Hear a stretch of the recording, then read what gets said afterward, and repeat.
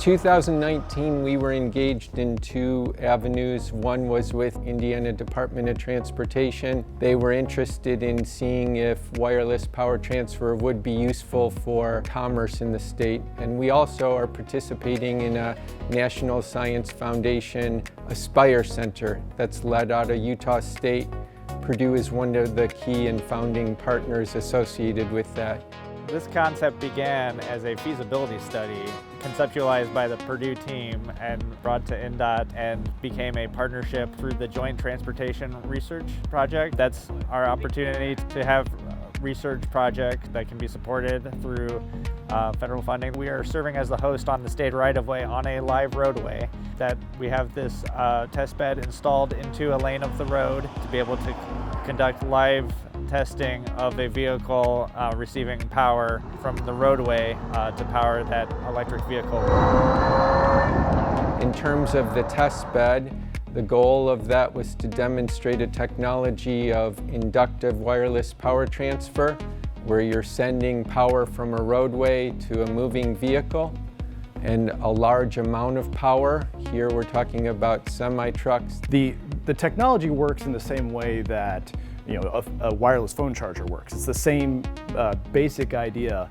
When I heard about Dean Esius and Nadia and the Purdue professors at one of their conferences, they were talking about, hey, we have this project. And so I approached them and said, do you have a vehicle partner for this? We've provided the electric truck. We actually repurposed an electric truck we were using for a stationary wireless charging project. It was a cost-effective way of providing a truck to this project. We do split the system into a ground assembly and then the vehicle assembly.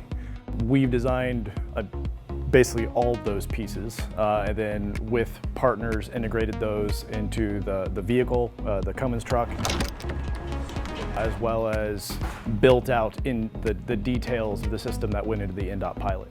So what we did basically is we started by pavement-wise doing the hardest thing that could be done to get this to work. Anything that we do from here on out, knock on wood, should be easier than what we did. We retrofitted into a concrete pavement. They were 10-inch slabs that we put it in on the road, and we did it in a wetlands area so that there was water everywhere all the time. And we've had water in some of the vaults where the inverters are. It's not been easy, but with the help of the contractor, we're able to get it into the pavement. So in the laboratory, we did start with kind of some reduced scale testing.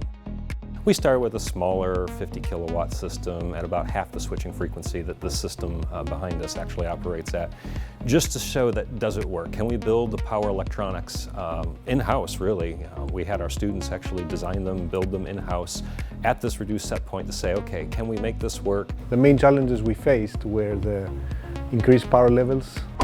We're talking about 200,000 watts, 200 kilowatts.